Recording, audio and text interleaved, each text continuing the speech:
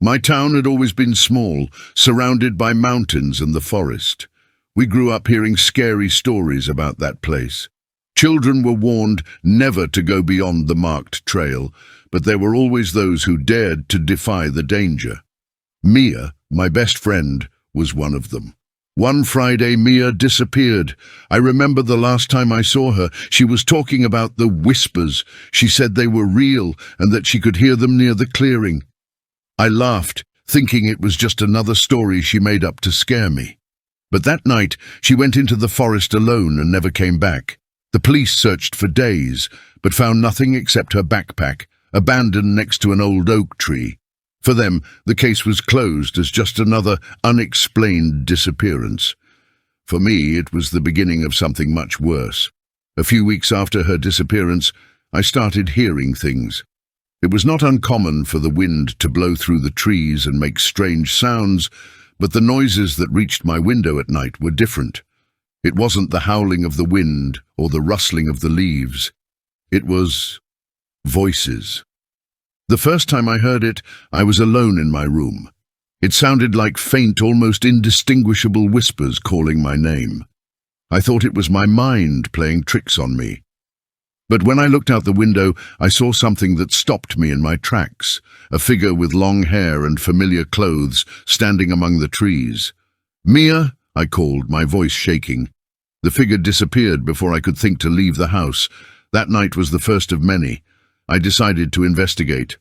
I went to the house of Mrs. Ellen, the oldest woman in town, known for her stories. She welcomed me reluctantly, but when I mentioned the whispers and Mia, her eyes widened. "The forest is cursed," she said, her voice heavy with centuries of weight. "People have been disappearing there for generations.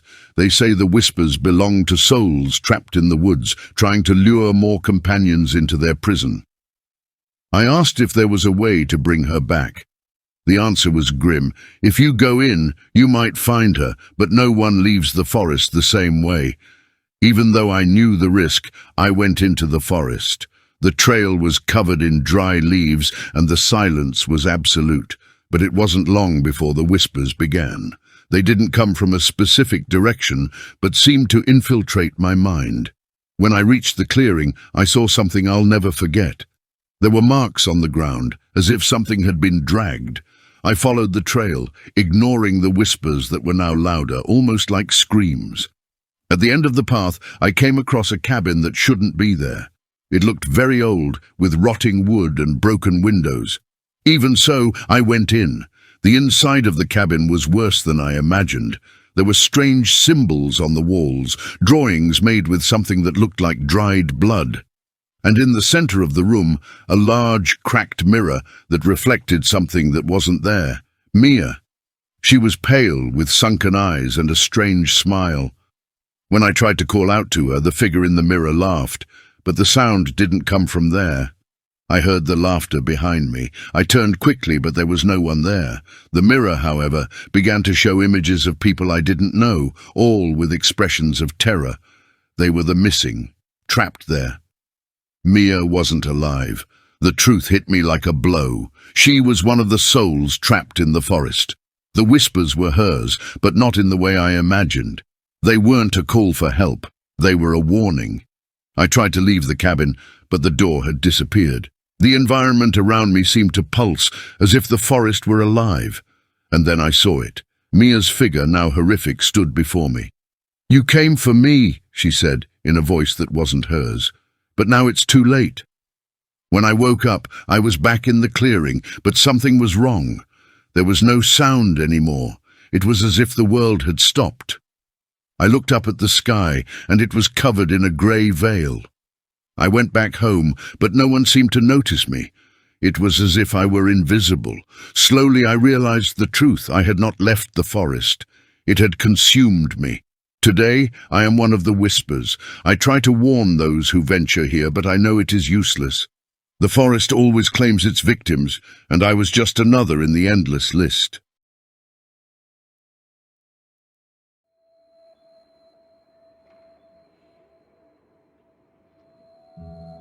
The train whistle blew every night, even though the tracks had been out of use for decades.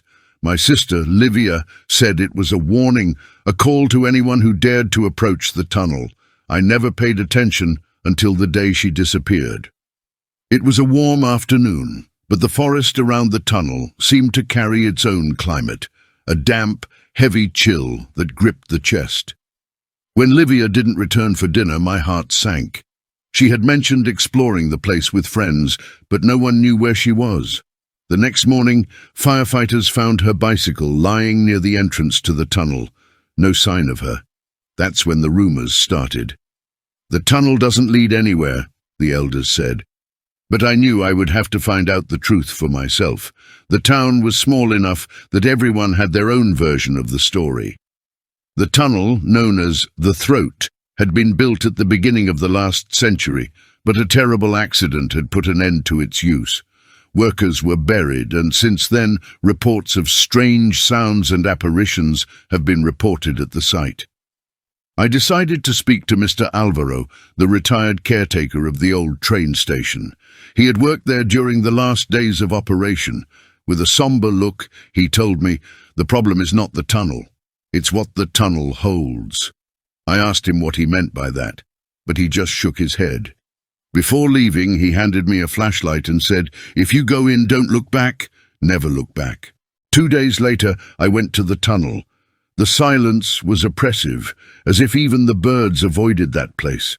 Moss covered the entrance, and the smell of iron and damp earth was almost suffocating. With the flashlight trembling in my hand, I took the first step. The rusty rails creaked beneath my feet, and every sound seemed amplified. At first, all I saw were black, damp walls, but then I heard something, a low, almost childish laugh. I stopped. "Livia?" My voice was louder than I expected, echoing off the walls. There was no answer, just a distant sound, like the creaking of a gate being opened. I kept walking, each step taking me deeper into the tunnel and further away from any hope of returning. The further I went, the more reality seemed to distort. The air grew heavier and my flashlight began to fail. The walls seemed to breathe, as if the tunnel itself were alive. Then I saw something ahead, a small figure with its back to me. "Livia?" I ran to her, but when I touched her shoulder, the figure turned around. It wasn't my sister. It was something wrong. The face was similar to hers, but the eyes were empty, like black holes that were pulling me in. The figure whispered something, but I couldn't understand. Before I could react, she disappeared. And that's when I realized I wasn't in the tunnel anymore.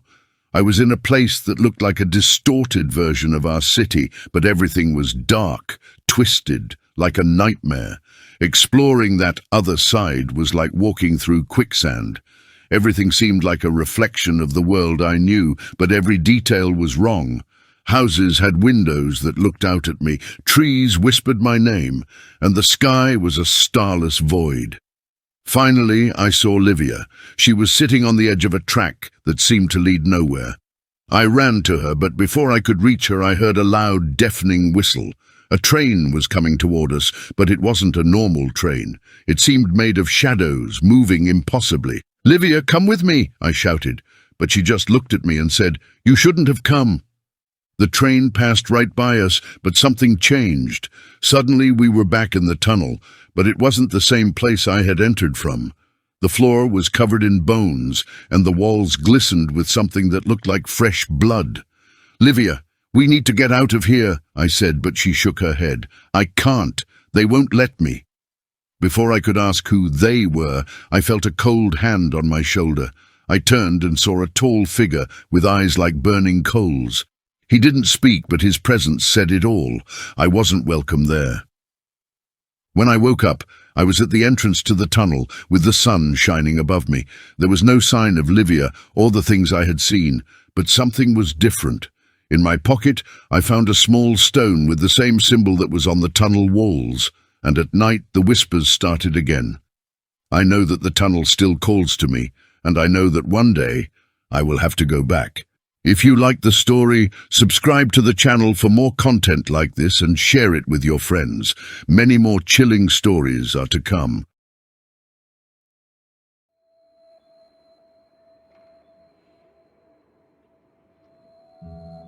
I never thought that life in our neighborhood was marked by anything out of the ordinary. Everything was pretty routine. Tree-lined streets, exposed brick houses, families with children running along the sidewalk. But then he showed up. It was a random night, almost without explanation, when something took our sleep away. I was sitting on the porch of my house reading when I saw him for the first time.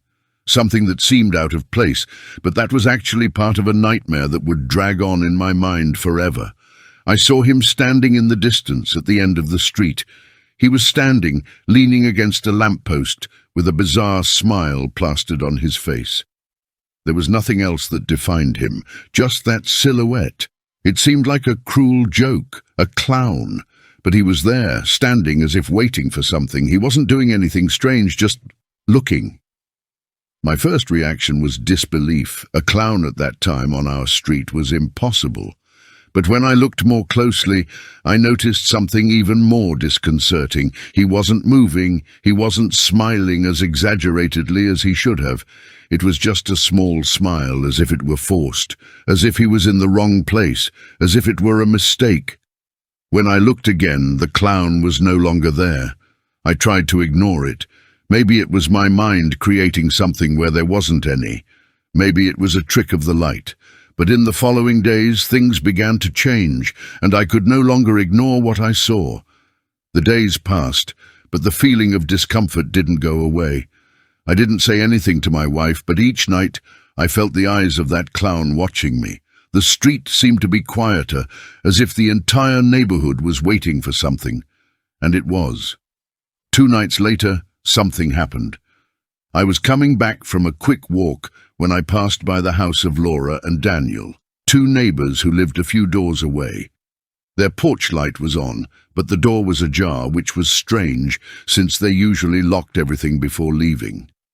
As I got closer, I heard a sound, a sort of whisper, but it wasn't coming from inside their house. I looked out onto the street, and to my surprise, there he was again, the clown. He was closer now, on the corner, looking at the house. It was as if he was waiting for something. I didn't know what to do. I moved quickly, heading towards my house, trying not to make any noise. My mind was in turmoil. When I entered the house, the television was on, but the sound was muted. I looked at my wife, who was on the couch with her cell phone in her hand, distracted. "Did you see that clown on the street today?" I asked, trying not to sound alarmed. She looked at me confused. "Clown? No, I've never seen anyone around here." I didn't know what to make of that information. I had seen him. I knew I had seen him. But something was wrong. The mood in our neighborhood changed quickly after the encounter with the clown. The situation reached its peak with Laura's disappearance. Laura was last seen leaving her house, apparently going to the grocery store, something she did every week. But she never came home. Daniel tried to call her, but the calls went unanswered. When I reported the incident to the police, the story seemed to fall apart before our eyes. No clues, no trace. It was as if she had simply disappeared, as if she had never existed. When I went to Daniel's house to offer support, I noticed something strange. In the living room, the sofa was facing the window, as if someone had sat there to wait. And on the window, I saw something that made me freeze. A mark, as if something had been scratched there. It wasn't visible at first glance, but I could feel the uneven texture of the wood. Something had touched her. Something or someone. Daniel was desperate, but he couldn't explain it. He didn't want to think about it either. But I knew there was something bigger at play here, something that was beginning to affect everyone around us. The weeks passed, and Laura's disappearance dragged on without a solution. The police had no leads. But what worried me most was the clown's return. He began to appear more and more frequently at night on the same corner. It was becoming impossible to ignore him. This time I didn't see him alone. When I did, he was accompanied by a shadowy figure. It wasn't a person, but it looked like something, a shadow, an invisible being, a presence. I followed him, without making much noise, just watching him from a distance. As he walked away into the neighborhood, I began to feel tense. Something was wrong, and I didn't know what to do anymore. When the clown looked at me, his smile widened, and he said, in a whisper that I could barely hear, "You've seen too much." At that moment, my heart froze. He knew I was behind him, and all I knew seemed to be an endless nightmare. The next few days were stranger. The clown still appeared at night, but somehow he seemed closer, more audible. Sometimes I would hear him whispering in the distance, a muffled sound that made me break out in a cold sweat. It was as if he were waiting for me to do something, as if he were challenging me. It was then that the first signs of real discomfort began to appear in other residents. Some began to disappear, as if they were fading into the night. I noticed a change in the behavior of the people around me, as if an invisible shadow was looming over us all. No one talked much about it. One night, after a trip to the market, I found a strange mark on my door. I knew there had been nothing there before. It looked like a small scratch, but when I looked closer, I realized it formed a pattern. Something similar to what I had seen at Daniel's house. The smell in the air was thicker, as if the street itself was holding its breath. I began to worry more. It was clear to me that no one else seemed to see what I saw. My wife, for example, was starting to dismiss my stories as simple hallucinations or paranoia, but I couldn't ignore it. I knew the clown was involved in everything. He was watching, waiting, and I was the only one who seemed to know it. Things got much more difficult after one of the neighbors, Hugo, disappeared without a trace. There was no sign of a struggle, no indication that he had gone anywhere. Just empty. His house was intact, but Hugo was never seen again. No one knew where he had gone. The police were stunned, but I knew that somehow he had been taken. It was after that that the fear really set in. I started to wonder if the clown was behind all of this, if he was luring people into a silent trap. But at the same time, another part of me wanted to understand what was going on. I couldn't let myself give in to fear. The next night I decided to go out. I needed to see the truth. I walked to the corner, where the clown always appeared, trying to keep my cool. My heart was beating so fast I thought I might pass out, but I had to know. As I got closer, I saw the clown again. He was there, standing there as always, but this time he wasn't alone. I saw Hugo. Hugo was there, but it wasn't him. His eyes were glazed over as if something was controlling him. The clown smiled when he saw me, and for a moment I felt like he was daring me to do something, to make a decision, but I knew I couldn't do anything. The clown turned, and as if by nature, Hugo followed. They disappeared into the shadows of the street, and I didn't know what to do. I couldn't call the police. I couldn't. No one would believe me. After that night, things got dark. There were no more sightings of the clown, but the feeling of something wrong remained. I knew he was still out there, waiting. I knew he was watching me, and I knew that somehow he was closer than ever. I spent the next few weeks in seclusion, not talking to anyone, afraid that he was approaching me again. I went to Daniel's house and found no one else. The house was empty, the lights off. It was as if all traces of life had been erased, as if people had simply disintegrated. Now, all I wanted was to understand what was happening, but no one else seemed to be aware of the danger. No one else seemed to notice the clown. So one night, in a desperate impulse, I went back to the place where it all began, the street light, the quiet street, and there he was. The clown looked at me from afar, his smile now wider than ever. He approached slowly, as if he knew there was no way I would be able to escape.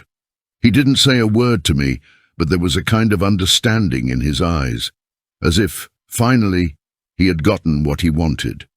And then, everything went dark.